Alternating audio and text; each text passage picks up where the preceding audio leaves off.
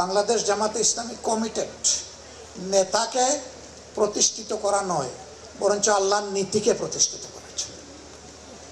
নেতাকে ক্ষমতায় নেওয়ার জন্য নয়, আল্লাহর কোরআনকে ক্ষমতায় নেওয়ার জন্য। সেই দিনটির অপেক্ষায় আছি।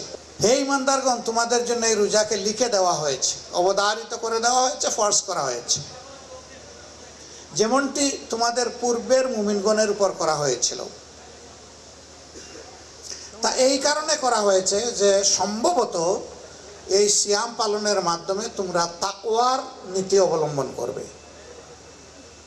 তাকওয়া হচ্ছে ওই জিনিস, আল্লাহর একজন বান্দা কিংবা বান্দি সর্বাবস্থায় স্মরণে রাখবে যে আমি যা চিন্তা করি, আমি যা ঠোঁট দিয়ে প্রকাশ করি, আর আমি যা হাত পা দিয়ে করি, আমি যা চোখ দিয়ে দেখি, আমি যা কান দিয়ে শুনি,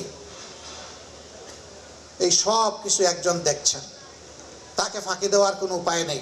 আল্লাহ রাসূল কঠোরভাবে বলেছেন যে নিজে পেট পুরে খায় আর তার প্রতিবেশীর অভুক্ত থাকে, তার দিকে নজর দেয় না, ফালাইসা মিন্না, এ আমার উম্মত নয়, এ আমার উম্মত হওয়ার দাবি করতে পারে না।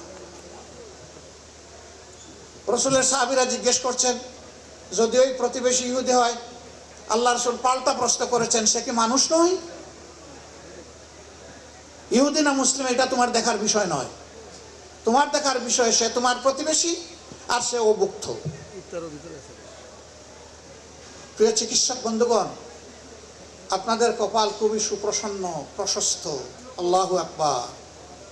আল্লাহ তাআলা আসরের দিন কিছু মানুষকে বলবেন, আরে আমি অসুস্থ ছিলাম, তুমি আমাকে সেবা শুশ্রূষা করো নাই, যদি করে আসতে আজকে আমার জান্নাত তোমাকে আলতো করে তোমার হাতে তুলে দিতাম। আল্লাহর বান্দা জিজ্ঞেস করবে, হে আল্লাহ, আপনি বেনিয়াস, আপনি সমাদ, আপনি আবার অন্যের সাহায্যের মুখাপেক্ষী হন কিভাবে? আপনি অসুস্থ হন কিভাবে? আপনি তো দারুশ শিফার মালিক।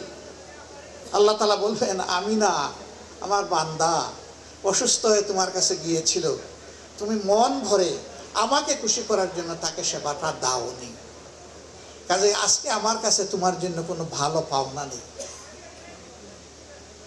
উল্টা দিকে যে দিবেন, এইটাকে তার রিজেকের উসিলা মনে না করে আল্লাহর পক্ষ থেকে নেক আমলের একটা উপহার মনে করে যিনি কবুল করবেন এবং তার রোগীকে তিনি সেইভাবে কাউন্সিলিং করবেন, তাকে সময় দিবেন, তার জন্য দোয়া করবেন, তাকে উপযুক্ত চিকিৎসা দেবেন এবং সে যদি স্বাবলম্বী না হয় কিছু সহযোগিতা করেও পাঠাবেন।